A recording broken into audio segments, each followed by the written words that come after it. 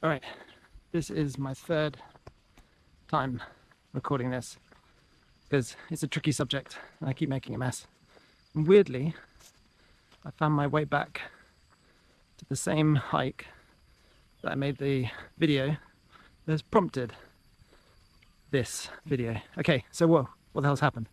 Right, I did a video about why the UK freaked me out, and I didn't mention immigration. And I didn't mention immigration because growing up in the UK and all my existence, immigration wasn't an issue. So it just never came up in my thought process. Yet all the comments from mainly, Brits, Americans, Canadians, all said, like, what about immigration? Anyway, so since reading all those comments, since posting that video, I've thought long and hard about the immigration story, the narrative, and my better judgment. Now, I don't know if you can hear, I also got a lot of complaints in that video about all the jungle bugs that make all the noises. So I apologize if we're back to jungle bug noises. Right, so I've thought long and hard about immigration, and I just thought I would share my thoughts and why. For me, the blame in the comments was on the immigrants, the actual people, and I've been thinking about it, and let me take you through where I've got to. So the way I break this down is I'm just going to make it really simple because that's the only way I can deal with it in my head. So I picture a football pitch, okay? And on the football pitch with the stadium around the outside is there's a community of people, 1,000 people, and within the community everything is sorted: medical, education, infrastructure, everything works, and those 1,000 people can all be dealt with in a way, you know, between enough food, enough shelter, enough work, and they have social harmony. So that's pretty easy to see because we're all on a football pitch, yeah? Now, as they grow, as they harvest more crops, as they cut more timber, they get richer. And they could have one more person, 1,001 people, no problem, right? We'd all agree that that's doable. Okay. So maybe you could say once a month another person could be added. There wouldn't be a strain on the system, and the system, as in the medical, the education, could go, oh, okay, we're getting one person in, so we need to keep expanding our education, expanding our infrastructure, expanding our housing. So yeah, that works, right? And then let's take it to the extreme, because that's the easiest way. If you had 1 million people walk through the gate, it'd collapse. It'd all collapse. And obviously if you had 0 and no birth rate, your football pitch would collapse. So there's a blend of replacement, and there's a number of people you can add to your system within your football pitch. So that's the first thing. There's a number of people that can be added to any social system. Yet, I believe there is no number for the UK. It's an open door policy. And this was agreed, I don't know, way back when the EU was set up, or we signed some treaty or something. There's no hard number. So therefore, anyone seeking to travel to the UK, whether legally or illegally, well, illegally, I think legal might have a number, but illegally, there's no number, right? You get on a boat in France, travel over the channel, and right now, You have no doubt in your mind, if you make it, you're going to stay, okay? There's no, guys, just so you know, once we get to 1,000 people a month, we're going to close the border and you'll be returned from where you came. It doesn't exist. And I'm not going to say whether that's right or wrong, because that's not my place. So, because the government signed that treaty where it's open door policy for the boat and illegal migrants, it's therefore their responsibility to socially integrate all the people that arrive.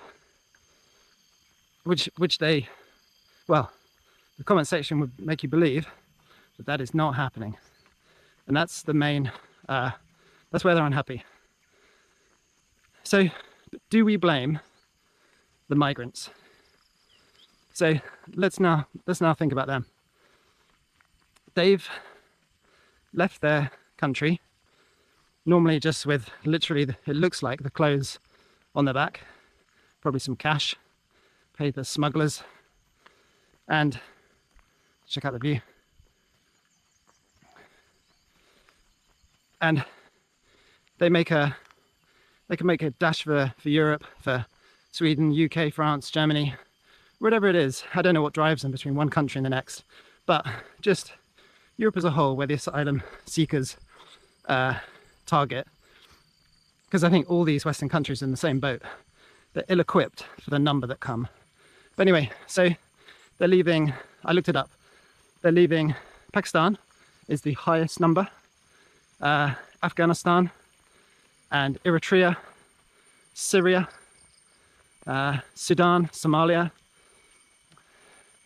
Those are the main, Vietnam. Those are the main countries where people were. For us, for the UK, it's they get on the boats in France and make it over the channel. Obviously for Germany, you're just one hop over the mainland. So I think they come through Turkey and Hungary, or they come by boat into Greece and Italy. We've all seen the images in the States. The migrants come across the Mexican border, across the Canadian border, loads of ways in, and we've all seen the narrative in the media. So why do they leave? And it's not because they've got a comfortable life. Imagine for a Brit, you grab some cash, phone, I don't know, wallet, maybe you take a small bag, backpack or something, and you go to the South English coast and you try and find a guy with a boat to take you to France because you want to go and seek asylum in Syria. Because in the UK, there's marauding gangs cutting your head off. So you'd be pretty desperate, right? So for me, the migrants that leave, that make this journey, they must be absolutely desperate. And although I want to blame them for the problems in the UK, I can't blame them for escaping, because if I was in dire living circumstances, I would do the same. Wouldn't we all? Wouldn't we all do a runner from the UK, from Germany, from France, from America? If things got that bad, you wouldn't. Would you stay? Some people would. I mean, I've been called a coward because of what I said about the UK, and people suggesting that in some way I should run for office and vote out or chase out the politicians. It's an interesting perspective. So anyway, my point is, those that are legging it are, it's not their fault. They just don't want to die or don't want to live in terrible circumstances. And I get it. Okay, so that bit's quite crucial for me, that it's not their fault. We like to blame them when there's problems in country. Like if you feel threatened, when, I know, like so my local town is called Ipswich. They're now Premier League football team, if you recognise the name. And do you hear all those bugs? This is all going to come through on the audio, I'm sorry. And there's people now, local people that have lived in the area, and they won't walk into downtown Ipswich because there's groups, I was going to say gangs, but groups of asylum seekers that have been put up in hotels, and they just hang about, and people feel threatened by them. Anyway, that's an aside. Okay, so we figured out that the government needs to process, I call it process, they need to expand rapidly the number that can be socially integrated into the country. We figured out that the actual migrants, I'm not going to blame them for leaving. So whose fault is it that this has happened? Now this is where I stumbled across something really interesting. For me it was interesting anyway, because I've never really given it like that much thought. So it's starting to rain here. They've left, and we think it's just for their like self-benefit, self-preservation. We think that it's the country that's in like disarray, and so they leave. But why is that country in disarray? Right, well I looked it all up, or I read all about it. So we get a lot of asylum seekers from Afghanistan. Well, where have we just been at war? We get a lot of asylum seekers from Ukraine. Where do we currently have boots on the ground? Where did NATO push Russia into that conflict? The West, right? I know some of this will get your goat up. Pakistan. The UK was responsible for the partition after the war, India from Pakistan. And it's left basically what the British Empire did or has done is leave what can only be described as tinder boxes all over the globe that ignite over decades, eventually ignite.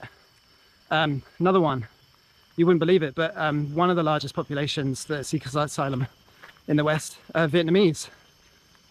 Guess how that came about? Vietnam War, where we went and meddled in the country's politics. Eritrea, you often hear the name Eritrea for asylum seekers. So again, the British government put Eritrea under the Ethiopian rule. See, these bugs are crazy screaming. It's like I've got bad audio, but it's literally the sound in this jungle. So Eritrea, that was left by the UK and is a tinderbox, and now it's breaking out into conflict. Sudan, it's the same thing. The Brits, Somalia, Syria, all British, ex-British tinderboxes where we've meddled in with foreign policy. From the list of countries that have people seeking asylum, that I could not find one where it wasn't the result of the West's meddling, foreign policy, or somehow being involved in their history. And that was really eye-opening. So it's like it's done full circle. And I know people won't want to hear it, but it's our fault that these people are now leaving their countries. There wasn't a single country that hadn't been touched by, let's call it British foreign policy, or the West foreign policy, or the US. We get a lot of from Iraq, Iraqi war. I mean, right now, Gaza, dare I talk about it, is British foreign policy after the war. And now this is a key bit. All these partitions, all these lines drawn on a map, all these movement of people, I don't believe that the government, British government, for my case, it was never their ambition to, oh, in 50 years' time, we'll get this mass migration of people. It is obviously was never their ambition that it would result in that movement of people. Never, ever, ever. So therefore, it's either really raining or there's a waterfall. I'm not sure which one. So therefore, it's not our fault. Sorry, it's not the British government's fault from decades past either, because it wasn't their intention to leave these tinderboxes of conflict. Of course not. So it's just a case of policy gone wrong. And I feel that's the case with all our issues. I've done another video where it's not, we like to blame politicians like Tony Blair. I do too. Oh yeah, I really want to blame Tony Blair for a lot. And you know, your Joe Bidens, your Bill Clintons. I don't know how you're going to hear this because this waterfall's, I'll just show you it.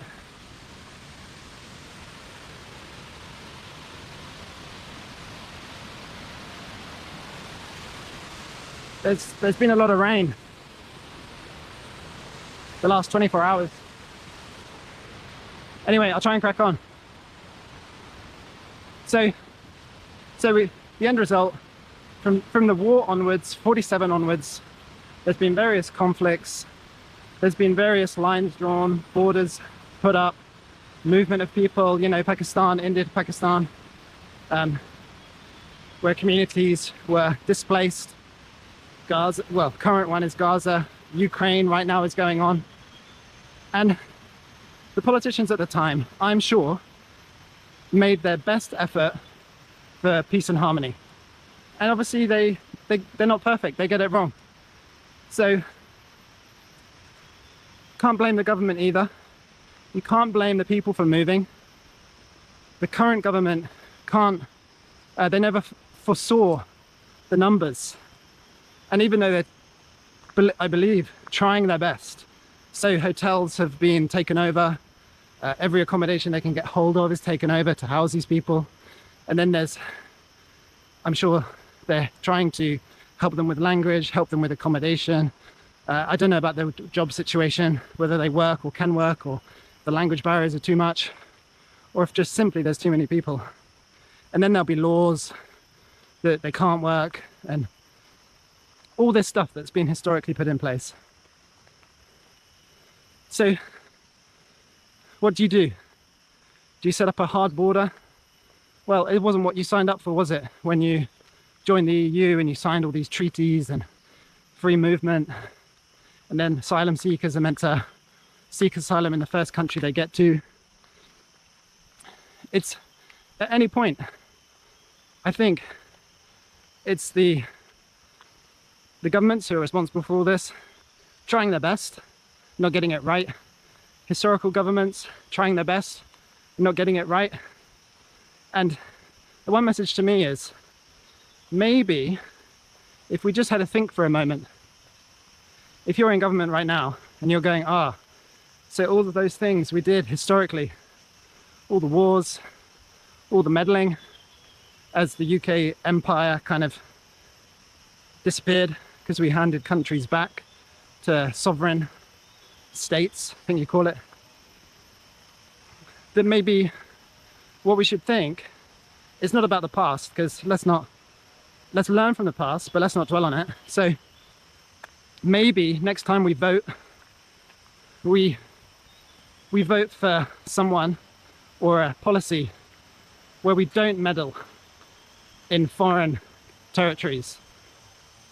I personally, no one cares about my personal opinion, of course. I know this is what this is, but just coming up with some streamers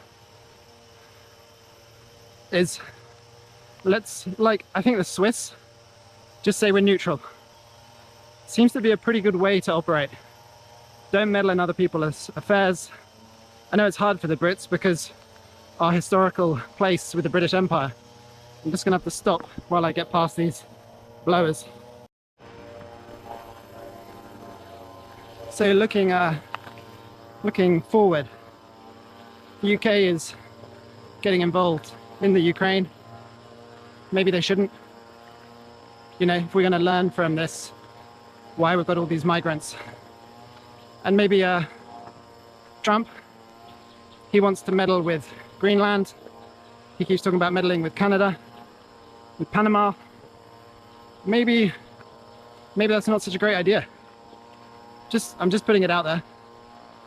If you have a problem with migrants, look back at the root cause as to why all these people are fleeing their country,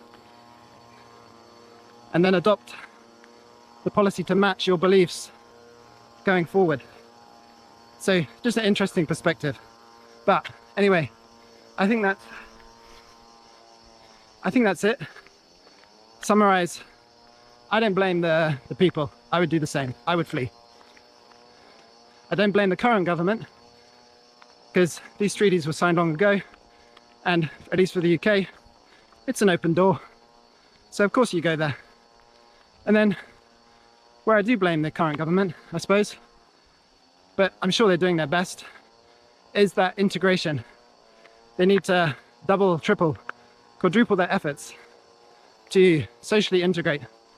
And if they haven't got the stomach for closing the border, well, it's their responsibility to help these people become cohesive members of society. But that's a horrible phrase. Anyway, the main point was that I don't blame the actual migrants. That's the main point. And just that these aren't overnight.